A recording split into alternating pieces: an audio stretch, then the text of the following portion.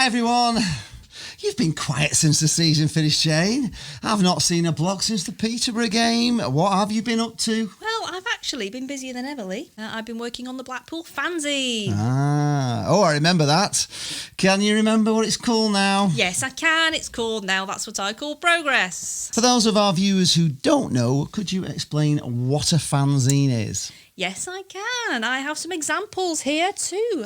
Basically, it's a magazine featuring fan content, which can be nostalgia, cartoons, jokes, opinion pieces, poetry, memories of past matches or your favourite players, football culture such as food or retro kits or music that brings back footballing memories. Basically, anything that interests readers as football fans. And is this a new thing? It's retro. The fanzine movement came about in I think it was the 80s and 90s. I also edited 39 issues of the old Blackpool fanzine back in the early 2000s. I remember that, AVFTT. My dad, honestly, he used to love that. And of course, I launched Now That's What I Call Progress for the 1920 season and published 5 issues that season. COVID put a stop to it because it's a hard copy magazine that are sold on match days, and with no games and no crowds, it just became impossible to continue.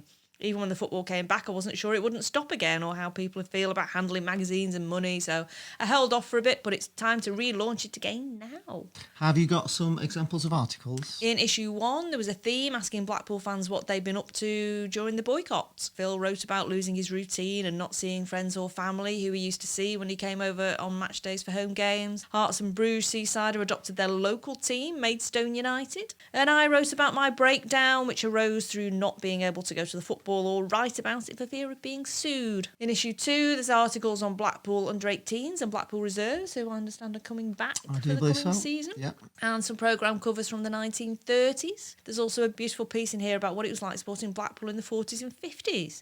I'll read you a little excerpt. So this is my little excerpt from a piece called Bloomfield Road During the Golden Years by John Bennett. Home games created a great air of excitement in the town as crowds descended on Bloomfield Road.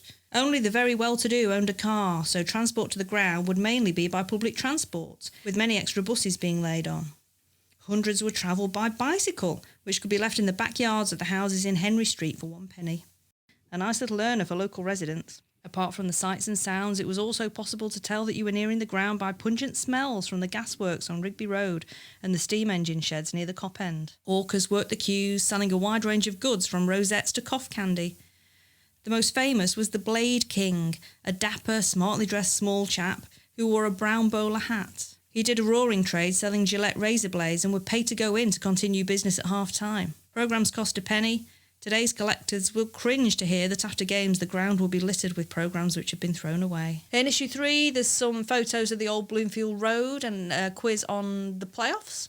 So it's a real mixed bag, really, and you don't know what you're going to get from issue to issue. That sounds brilliant. Can people get hold of these back issues? Yes, they can. I've still got a few left of issues 1 to 4. It's £10 for all 4, including postage. Just drop me an email if you want me to post them to you. My email address should be on the screen now. It's jane@janestewart.co.uk. And this fanzine, is it Blackpool Football Club specific? Predominantly, yes. There will be some pieces in there from fans of other clubs if they might be of interest to Blackpool fans. For example, I've had a beautiful piece in from an Oldham fan, which is relevant as they're going through something similar to what we went through a few years back.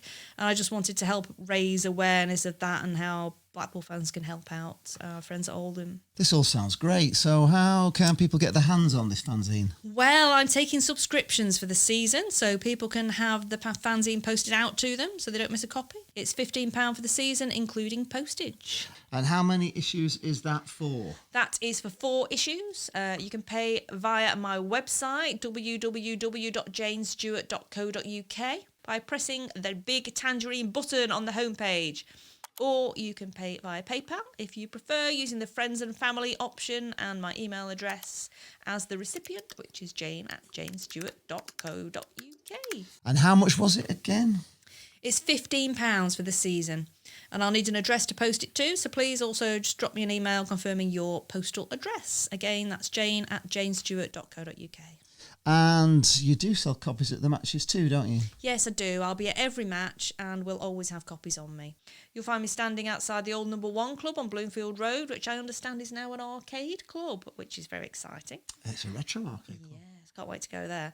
I'll be there from around 1:30 for Saturday home games and around about 6:30 for midweek games. And how much is it per issue on the day? It's a bargain of £3 on the day, so bring some change if you can. I will have a card payment facility as well if you don't do cash these days, as I know many people don't, but subscribing is probably the easiest option if you want to make sure you get your hands on every copy. Can people buy them from anywhere else? Well, I'm hoping to get them in the pubs and clubs around Blackpool, so watch this space for news about that. Also, any pubs or clubs that are interested in stocking it, get in touch.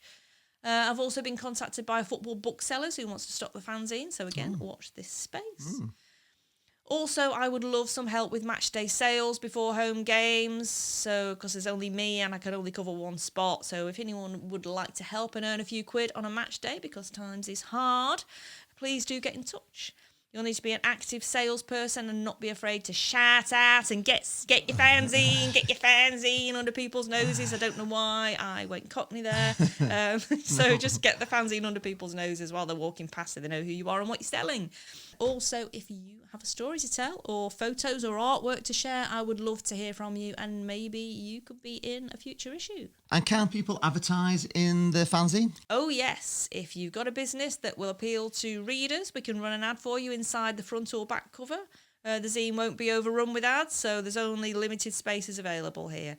If you'd like to run an ad, drop me an email at jane@janestewart.co.uk and let's see if we can strike a deal. Well, that all sounds fantastic. I had wondered what you've been up to. I'll definitely be subscribing. Here's a reminder on screen about how you can subscribe too.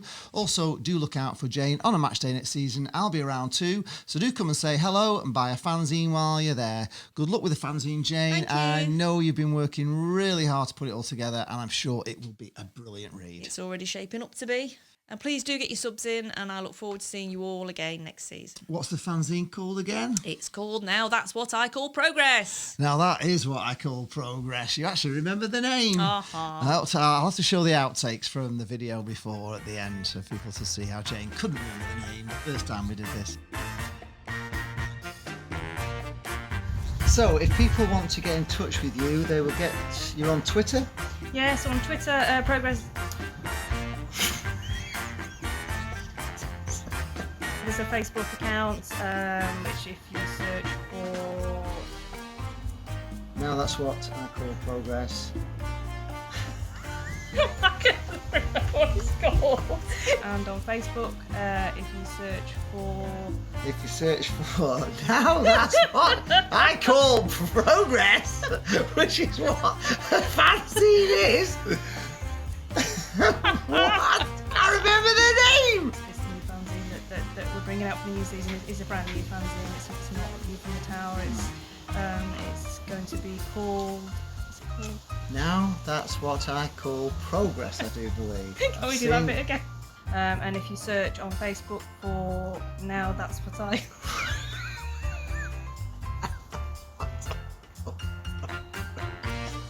You can't say it.